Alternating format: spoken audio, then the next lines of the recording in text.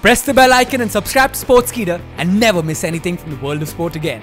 Hey, this is Aaron Varble, and let's get into SmackDown Live for January 30th, 2018. The opening segment consisted of Shinsuke Nakamura coming out and cutting a promo, but in all reality, Shinsuke Nakamura needs some kind of a mouthpiece. I'm not saying it needs to be Paul Heyman, but it needs to be somebody good. Then Kevin Owens and Sami Zayn came out and were arguing about how they were screwed over at the Rumble, and they actually have a point there because AJ Styles did pin the wrong guy. Daniel Bryan later said that he's reviewed the footage and he agreed with the referee because you couldn't tell, which you totally could. You could totally tell he didn't make the tag there. Anyway, Kevin and Sami started ganging up on Shinsuke Nakamura, and AJ Styles came out and tried to book a match between him and Shinsuke Nakamura against the Yep movement. Of course, that match got booked by Daniel Bryan later on. Next, you had a fatal four-way match to determine the #1 contender for the US title while Bobby Roode sat at ringside. Kofi Kingston faced Jinder Mahal, Rusev, and Zack Ryder. It was a pretty good match. What else can you really say about it? They did their jobs. Big E threw pancakes at Corey Graves. I still don't understand the pancake thing. Someone explain it to me. If it's some kind of a joke in culture that I'm not getting, that it's a pancake.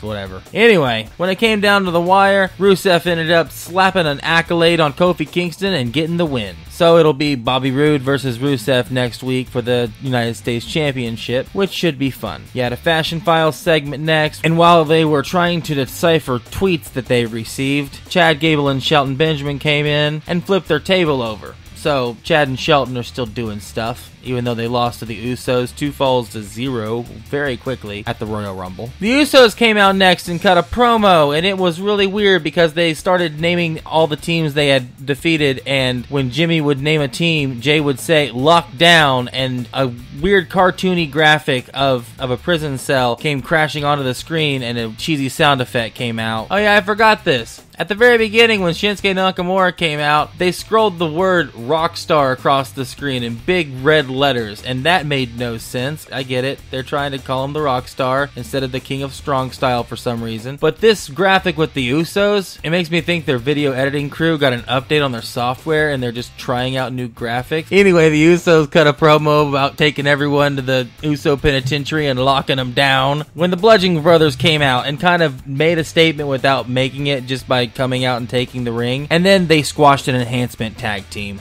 in brutal fashion. Daniel Bryan announced that there's going to be a new top 10 system on SmackDown Live. It's a voting system where superstars vote on who the best person is for the week, and they are ranked as such. The rules are that Daniel Bryan and Shane McMahon cannot vote, and a superstar cannot vote for themselves, so we'll see what happens with that. Then Charlotte Flair came out, and then she started talking some trash about Ronda Rousey. Then the Riot Squad entered, and they surrounded the ring, and Charlotte defended herself pretty well, but then they came back and ganged up on her and left her laying. And then Carmella's music hit and she ran out with the Money in the Bank briefcase and acted like she was going to cash it in. She gave it to the referee, and for some reason the referee was taking forever to explain the concept of Money in the Bank to the ringside announcer. And after all, Carmella is the first ever women's Money in the Bank winner, so it's going to be a completely different process of how you file the paperwork. You've got to, I guess, maybe get it notarized before you can actually announce the match is going on. I don't know what was taking so long, but in that amount of time, Charlotte got up and moved out of the way of a dropkick from Carmella, where she dropkicked the referee, who was taking his time anyway. So he sold the bump outside, and Carmella saw the situation of Charlotte Flair getting up and pretty angry at her, so Carmella took her briefcase and went home. Ty Dillinger faced Baron Corbin next, and it was a good match, and Baron Corbin won with an end of days. Then you had Breezango versus Shelton Benjamin and Chad Gable, and after a little match, Chad Gable and Shelton Benjamin ended up scoring the win. Next you had AJ Styles versus Shinsuke Nakamura versus Sami Zayn and Kevin Owens, and this match got a little interesting when Zayn had enough of Kevin Owens telling him what to do, so he just walked off. And he left Kevin Owens there to take a Kinshasa, and it laid him out, so he lost clean. And Sami Zayn was shown backstage holding his head while Renee Young asked him if the Yep movement was over, and he said nope. So there you go. This storyline is going to keep going. Another notable thing that was announced this week is that next week Kevin Owens and Sami Zayn are going to face each other, and the winner of that match is going to be the #1 contender to face AJ Styles at Fastlane. SmackDown's getting a little complicated, but the road to WrestleMania is always fun, and I'm Aaron Varble. You guys have a good one. Bye.